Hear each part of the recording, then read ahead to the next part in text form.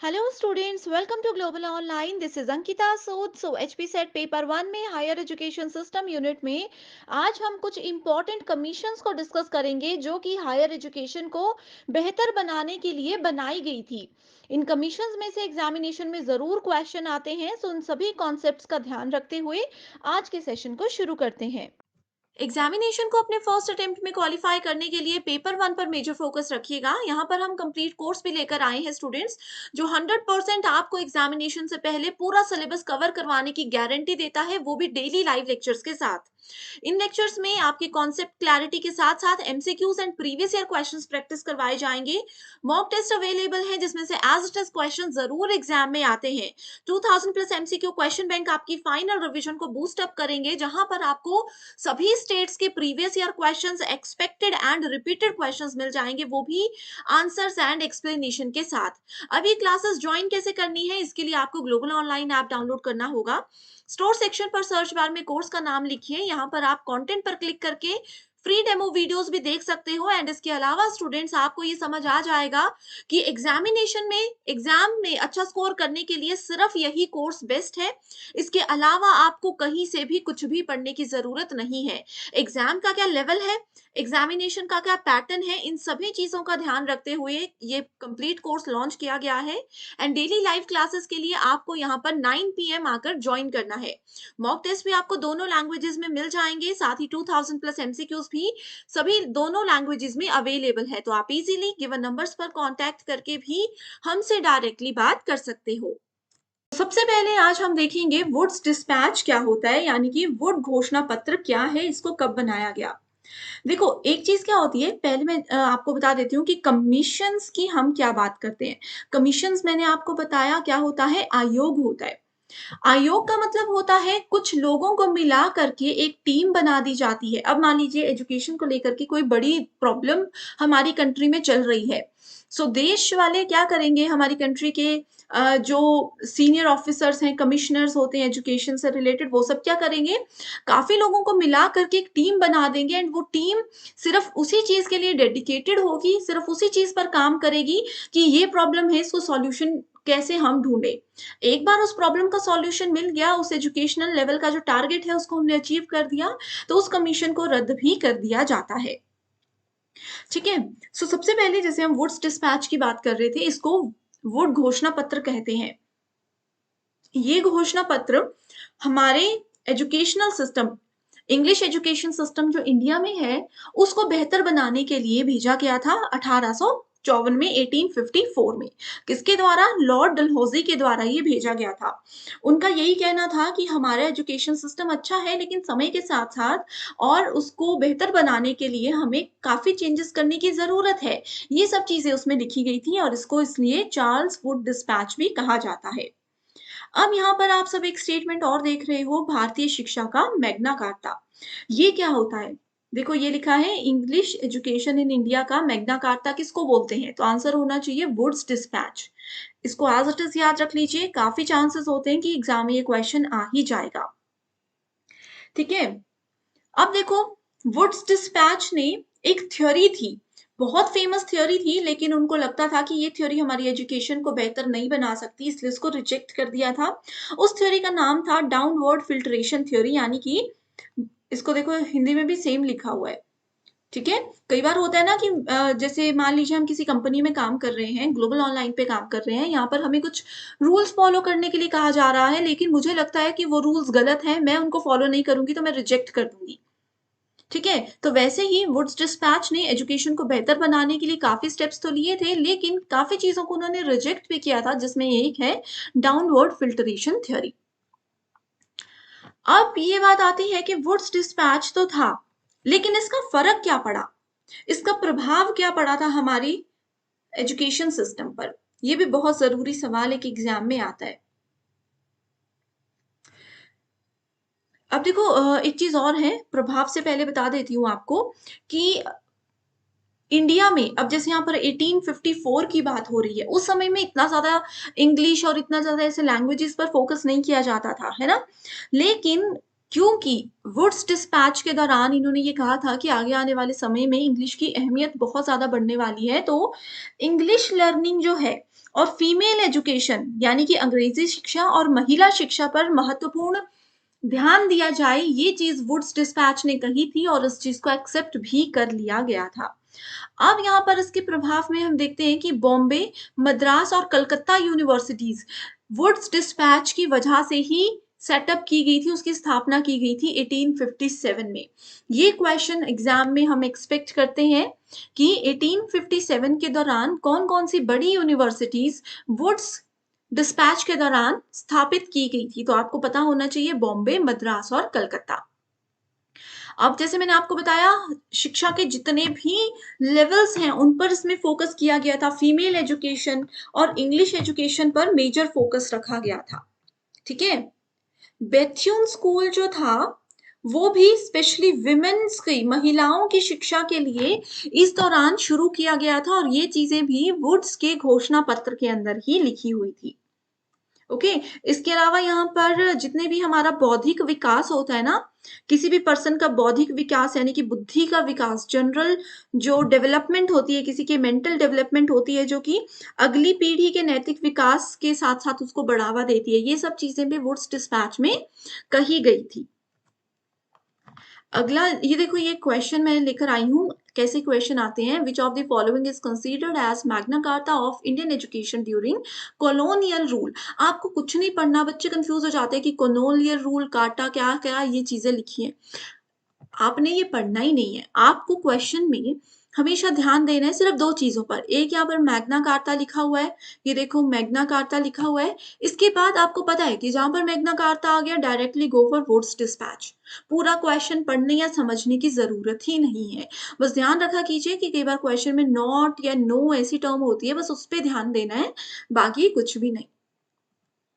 अगला आ जाता है हंटर कमीशन, जो कि 1882 से 83 के बीच में आया था। इस दौरान ये आया था, ठीक है? एंड किसने शुरू किया था? Sir William Hunter. Sir William Hunter एक भारतीय सिविल सेवा अधिकारी थे, ठीक है? इन्होंने ही इसको शुरू किया था और वो इसके क्या थे? सदस्य थे। एग्जीक्यूटिव काउंसिल ऑफ द विसेरी के ये मेंबर थे। इसको जैसे मैंने बताया ईयर याद रखना है, 1882 से 83 के बीच में लाया गया। शुरुआत की गई थी 3 अप्रैल 1882 में, ठीक है? ये शुरुआत की गई थी, लेकिन शुरुआत में इन्होंने क्या किया था? सबसे पहले जनरल काउंसिल ऑफ एजुकेशन ने एक रिक्वेस्ट की थी, गठन किया था, उसके बाद ही इसका जो है शुरुआत होना, इसको शुरू कर दिया गया था, इस पे काम करना शुरू कर दिया गया था। The primary aim of Hunter Commission is to look into the state of primary education in India. अब देखो हायर एजुकेशन पे सब फोकस करते हैं, लेकिन हंटर कमीशन में ये कहा गया था कि अगर किसी की प्राइमरी एजुकेशन यानी कि प्राथमिक शिक्षा अच्छी रहती है तो आगे जाकर उनका लेवल वैसे ही अच्छा रहेगा। एक होता है ना जो बच्चा बेसिक्स अगर जिन स्टूडेंट्स के क्लियर होंगे, अब जैसे मैं देखो आप लोग बोलते हो मुझे कि मैम अभी एग्जाम में कम टाइम है तो आप हमें थ्योरी क्यों करवा रहे हो, तो मैं यही चीज कहती हूँ कि अगर आपकी बेसिक चीजें क्लियर हैं, अगर आपकी थ्योरी कॉन्सेप्ट्स क्लियर है तो एमसीक्यू थोड़ा सा घुमा करके भी पूछा जाएगा ना, तो भी आप आंसर दे पाओगे। वही चीज हंटर कमीशन में कही गई थी, हंटर आयोग में कही गई थी कि अगर किसी बच्चे का बेसिक क्लियर है, उसकी प्राथमिक शिक्षा बहुत अच्छी है, तो आगे जाकर उनको चीजें समझने और सॉल्व करने में बहुत आसानी हो जाती है। सबसे पहले इन्होंने प्राथमिक शिक्षा पर ध्यान दिया था और उसके बाद माध्यमिक और उच्च शिक्षा यानी कि बाद में सेकेंडरी और हायर एजुकेशन पर भी धीरे-धीरे ध्यान देना शुरू कर दिया गया था। अब इसमें क्या-क्या सिफारिशें लाई गई थी, ये भी बहुत ज़्यादा ज़रूरी पॉइंट आ जाता है। ओके, सो इसमें ये कहा गया था gradual withdrawal of government from direct emphasis in secondary education, यानी कि माध्यमिक शिक्षा सेकेंडरी एजुकेशन जो होती है उसके प्रत्यक्ष उद्गम के लिए एकदम से जो विड्रॉल उसका हो रहा है, उद्यम जो हो रहा है, उससे सरकार की धीरे धीरे वापसी हो रही थी, ये हंटर कमीशन में कहा गया था। और दूसरी सिफारिश इसकी ये थी कि सरकार के द्वारा कुछ माध्यमिक विद्यालयों का रखरखाव सहायता प्राप्त विद्यालयों के लिए मॉडल के रूप में किया गया था। अब देखो आप लोगों को ये तो पता है ना, इंडिया में भी प्राइमरी स्कूल्स बहुत ज़्यादा हैं जहाँ पर फ्री एजुकेशन दी जाती है। पहले 5th क्लास तक बच्चों को फ्री एजुकेशन दी जाती थी, फूड प्रोवाइड करवाया जाता था लंच में, है ना? इसके बाद क्या हुआ? धीरे-धीरे उनको लगा कि हाँ, एजुकेशन से हमारी कंट्री में फ़र्क पड़ रहा है, तो धीरे-धीरे वो 8th क्लास तक बढ़ गया, secondary education, higher secondary education, इस तरीके से ये चीज़ें बढ़ती गई और ये सब रिकमेंडेशंस हंटर कमीशन के द्वारा ही दी गई थी। ओके? सो इसके कुछ इम्पोर्टेंट पॉइंट्स यही हैं। अब हंटर कमीशन में ये भी कहा गया था कि जो प्राथमिक शिक्षा है, ओवरऑल तो पॉइंट आपने यही याद रखना है कि प्राथमिक शिक्षा की जब भी बात होगी तो हंटर कमीशन ही होगा। विमेन एजुकेशन की जब भी बात होगी, ठीक है, और इंग्लिश एजुकेशन की जब भी बात होगी, सो वो वुड्स डिस्पैच ही आपका हमेशा आंसर होगा। सो हंटर में ये कहा गया था कि प्राथमिक शिक्षा पर इसमें विशेष ध्यान दिया जाए और स्टूडेंट्स का और जो शिक्षा की स्थिति है हमारे देश में, उसको भी इवैल्यूएट किया जाए और उसको इम्प्रूव किया जाए, उससे रिलेटेड क्या-क्या स्टेप्स होने चाहिए थे, वो भी सब इसमें कहा गया था। ओके? इसके अलावा जो भी हमारे शिक्षा का क्षेत्र है, उसमें जो भी धार्मिक मिशनरियाँ हैं, उनके कार्य का भी यहाँ पर मूल्यांकन किया गया था हंटर कमीशन में। अगला कमीशन आ जाता है डॉक्टर राधाकृष्णन कमीशन, जिसको कि द यूनिवर्सिटी एजुकेशन कमीशन के नाम से जाना जाता है, विश्वविद्यालय शिक्षा आयोग, जो कि 1948 एंड 49 में था। ये हमारे स्वतंत्रता इंडिया जब आज़ाद हुआ था, उसके बाद पहला शिक्षा का सबसे पहला आयोग ये था। आप देखोगे कि बाकी के ये जो थे, ये अंग्रेज़ थे, जिन्होंने ये कमीशन दिए थे क्योंकि हम आज़ाद नहीं थे। लेकिन आज़ादी के बाद डॉक्टर राधाकृष्णन ने ये कमीशन इंट्रोड्यूस किया गया था, इसीलिए इसका नाम डॉक्टर राधाकृष्णन कमीशन है। साथ ही द यूनिवर्सिटी एजुकेशन कमीशन भी इसको बोला जाता है। ओके? सो आज़ादी के बाद पहला कमीशन कौन है? एग्ज़ाम में ज़रूर क्वेश्चन आएगा। इसका सबसे मुख्य उद्देश्य हायर एजुकेशन को बेहतर बनाना था।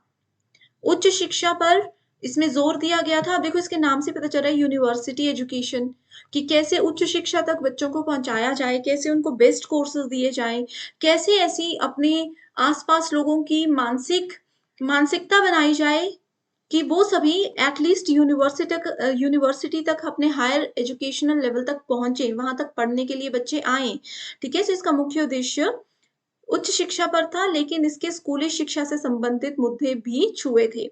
मेजर फोकस हायर पर था, लेकिन जो स्कूल लेवल के डिसीजंस होते हैं, स्कूल लेवल की एजुकेशन को कैसे बेहतर बनाना है, उस पर भी ये ध्यान देता था। आयोग की 1949 की रिपोर्ट ने नव स्वतंत्र भारत में विश्वविद्यालय स्थिति शिक्षा की स्थिति की जांच की और इसके विकास के लिए सिफारिशें की। यानी कि जैसे ही हम आज़ाद हुए, हमारा देश आज़ाद हुआ, सबसे पहले उन्होंने यही किया कि उस वक़्त हमारी एजुकेशन सिस्टम, जितनी भी यूनिवर्सिटीज़ थी, उनकी क्या दशा है, किस लेवल पर एजुकेशन दी जा रही है, ये सब चीज़ें ध्यान से देखी और फिर उसके बाद ही काम करना आगे शुरू किया। ये देखो एक क्वेश्चन है, the university education commission was set up 1984 under the chairmanship of, किसकी अध्यक्षता में किया गया था? डॉक्टर एस राधाकृष्णन की अध्यक्षता में ये हुआ था। इसके अलावा इसमें कुछ इंपॉर्टेंट पॉइंट्स ये भी है, इसमें ना बहुत सारे सिफारिशें दी गई थी हायर एजुकेशन को बेहतर बनाने के लिए, लेकिन वो पहले सिफारिशें सिर्फ ऐसी ही होती थी। उसके बाद उन्हीं सिफारिशों को एक रिपोर्ट के रूप में अगस्त 1949 में प्रेज़ेंट किया गया था लोगों के सामने और फिर उसको कमीशन एक फाइनली बना दिया गया था। इन्होंने क्या किया, ऐसे नहीं है कि डायरेक्टली इंडिया लेवल की यूनिवर्सिटीज़ पर फ़ोकस किया। पहले इन्होंने स्टेट लेवल की यूनिवर्सिटीज़ पर फ़ोकस किया, उनको एग्ज़ामिन किया, ठीक है? उनकी जाँच की पहले कि कौन-सी यूनिवर्सिटी किस लेवल पर है, क्या उनको इम्प्रूवमेंट की ज़रूरत है। ऐसे करते-करते उन्होंने पहले स्टेट वाइज़ यूनिवर्सिटीज़ देखी, फिर ओवरऑल इंडिया का एनालिसिस किया और उसके बाद ही अगस्त 1949 में ये रिपोर्ट फिर जारी कर दी गई थी। ठीक है स्टूडेंट्स? यूनिवर्सिटी एजुकेशन की जितनी भी डेवलपमेंट से रिलेटेड काम है, वो सब इसमें किए गए थे एंड ऐसा नहीं है कि ये सिर्फ रिपोर्ट आई 1948 8 में और 49 में ये चीज़ें खत्म हो गई, इनके जो गोल्स थे, जो लक्ष्य थे वो अचीव हो गए, ऐसा नहीं था। लगभग 10 से 12 साल इस पूरे काम में लग गए थे अपनी हायर एजुकेशन पॉलिसी और हायर एजुकेशन सिस्टम को बेहतर बनाने के लिए। Okay, so I hope students अभी तक मैंने जितना पढ़ाया है वो क्लियर है। इतने 3 कमीशंस में कोई भी डाउट है, कोई भी क्वेरीज़ है, मुझे ज़रूर पूछिएगा। Thank you so much everyone for watching this video and I wish you all the very